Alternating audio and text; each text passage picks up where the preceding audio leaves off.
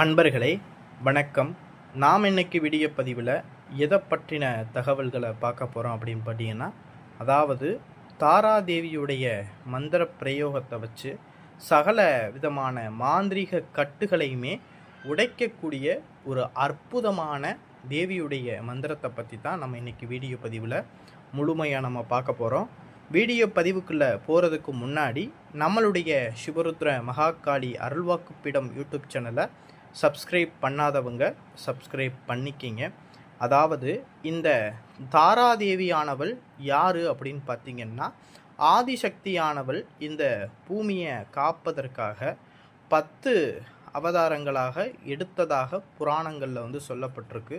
சரி, இந்த 10 உருவங்களையுமே தசமகா வித்யா என்னும் தேவிகளாக சொல்லப்பட்டிருக்கு.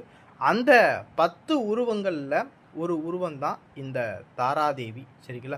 இந்த தாராதேவியானவள் பார்த்தீங்கன்னா காளிக்கு நிகரான சக்தியை கொண்ட ஒரு தேவியானவள் அப்படிங்கிற மாதிரி சொல்லப்பட்டிருக்கு. காரணம் என்ன அப்படின்னா, காளி அப்படின்னாவே கருணை வடிவான ஒரு தெய்வம். கூப்பிட்ட குரலுக்கு ஓடோடி வரும் ஒரு அற்புதமான தெய்வம் அப்படின்னாவே காளி. சரிங்களா? அதை விட சக்தி வாய்ந்த இந்த தேவி தான் இந்த தாராதேவி.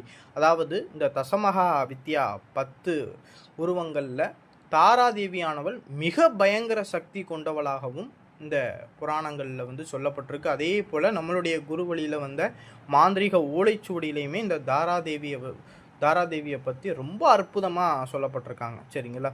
அதாவது தாராதேவியை ஒருவன் வழிபடுறான் அப்படின்னா அவனுக்கு அந்த வாழ்க்கையில் எதிரிகள் பிரச்சனை, சரிங்களா, அவனுக்கு துன்பம் அப்படிங்கிறதெல்லாம் வரவே வராது. சரிங்களா?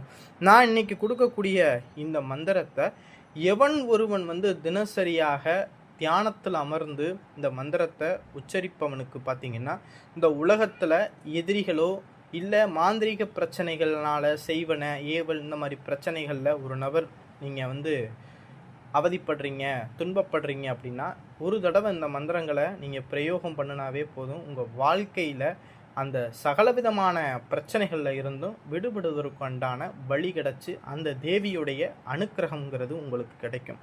சரிங்களா? ஒரு சில பேர்கள் பார்த்தீங்க, உதாரணத்துக்கு ஒரு சில பேர்கள் பார்த்தீங்கன்னா எதிரிகள் வாழவே விட மாட்டாங்க. சரிங்களா?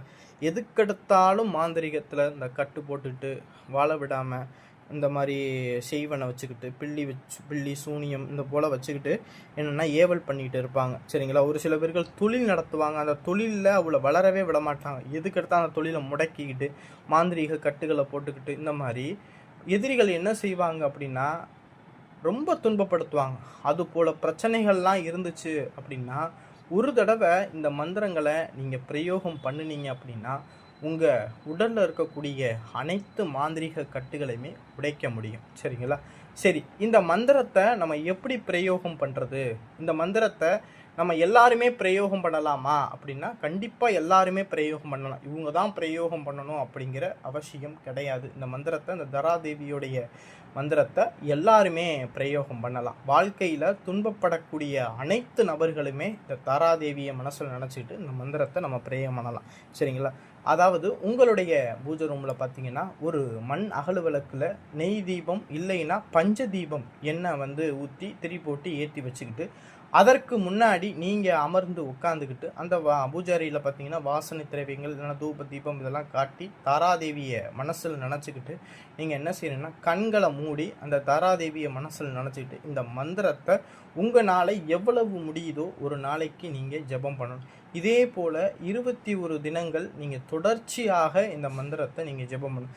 மந்திரம் ஜெபம் பண்ணக்கூடிய காலகட்டங்களில் உடல் ரொம்ப சுத்தமாகவும் பயபக்தியோடையும் அந்த தெய்வ சிந்தனையிலும் இருந்து இந்த மந்திரங்களை பிரயோகம் பண்ணணும். இந்த மந்திரங்களை பார்த்திங்கன்னா காலை மாலை 2 வேளைகள்லையுமே நம்ம ஜெபம் பண்ணலாம். சரிங்களா? இந்த மந்திரத்தை மனசுக்குள்ளே தான் ஜெபம் பண்ணணுமே தவிர இந்த மந்திரத்தை ஜெபம் பண்ணும்போது இந்த படைகள் இந்த மாதிரி விஷயங்கள்லாம் தேவையில்லை. மனசில் தேவியை நினச்சிக்கிட்டு இந்த மந்திரங்களை ஜெபம் பண்ணணும். இந்த மந்திரத்தை நீங்கள் ஜெபம் பண்ணும்போது உங்களை அதாவது ஒரு முக்கோண வடிவத்தில் நீங்கள் என்ன செய்கிறீங்கன்னா உங்களை சுற்றி நீங்கள் என்ன செஞ்சுங்கன்னா ஒரு மண் அகல் விளக்கில் தீபம் ஏற்றி முக்கோணம் ஒன்று போட்டுக்குங்க. அந்த முக்கோணத்துடைய நடுப்பகுதியில் நீங்கள் உட்காந்துக்குங்க. அந்த முக்கோணத்துடைய 3 மூலைகள்லையுமே ஒரு விளக்கு எரிவது போல் ஏற்றி வச்சுக்கிட்டு, உங்கள் முன்னாடி ஒரு மண் அகல் விளக்கில் தீபம் ஏற்றி வச்சுக்கிட்டு, இந்த தாராதேவி மந்திரத்தை நீங்கள் என்ன செய்யணும்னு தியானத்தில் அமர்ந்து சொல்லணும். இப்படி சொல்லும்போது நம்ம உடலில் இருக்கக்கூடிய மந்திர தந்திர மாயக்கட்டுகள் பூராமே உடைய ஆரம்பிக்கும். அதே போல் நம்மளுக்கு எப்பேற்பட்ட மாந்திரீக கட்டுகளுமே உடைஞ்சு சுக்கு நூறா போயிடும். இதை பார்த்தீங்கன்னா ஒரு நாள் செய்கிறதுனால பலன் கிடையாது. மொத்தம் 21 தினங்கள் இதே போல் மந்திர தியானம் பண்ணி வந்தோம் அப்படின்னா நம்ம உடம்புல இருக்கக்கூடிய ஏவல் கட்டு, மந்திரக்கட்டு, மாயக்கட்டு எல்லா கட்டுகளுமே சர்வ கட்டுகளுமே உடைஞ்சு போயிடும். இதை நீங்கள் முழுமையாக நம்பி இதை வச்சு நீங்கள் செஞ்சாவே மாந்திரிக கட்டுகளை பூராமே உடைக்க முடியும். அதே போல் நம்மள்கிட்ட பார்த்தீங்கன்னா இந்த தாராதேவியுடைய வழிபாட்டு எந்திரம், மந்திரம், அதற்குண்டான மைமுறைகள், குடுவைகள் இருக்குது. ஏன்னா இந்த தாராதேவியை வச்சு வழிபடுறதுனால சத்ரு நாசம் ஏற்படும். சரிங்களா? இந்த தொடர்ந்து செய்வினையினால் பாதிக்கப்பட்டவங்களாம் இந்த தாராதேவியுடைய எந்திரத்தை வீட்டில் வச்சு நம்ம பூஜை பண்ணணும் அப்படின்னா அந்த இடத்துல செய்வினை இருந்தாலுமே அது வேலை செய்யாது. அந்த அளவுக்கு ரொம்ப பவர்ஃபுல்லாக இருக்கும். நம்மளுடைய குரு பார்த்திங்கன்னா குருட்ட மாந்திரீக பயிற்சியில் இருக்கும்போது குருவை தேடி வரக்கூடியவங்களுக்கு பார்த்திங்கன்னா குரு இந்த தாராதேவியுடைய மந்திர பிரயோகத்தை பண்ணி தான் இந்த கட்டுகளை உடைப்பாங்க. சரிங்களா?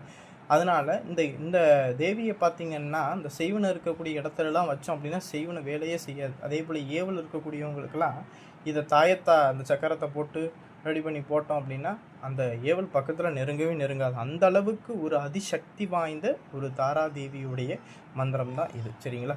இந்த வீடியோ பதிவு பிடிச்சிருந்துச்சு அப்படின்னா நம்மளுடைய சிவரத்ன மகாகாளி அருள்வாக்குப்பீடம் யூடியூப் சேனலை சப்ஸ்கிரைப் பண்ணாதவங்க சப்ஸ்கிரைப் பண்ணிக்கிங்க.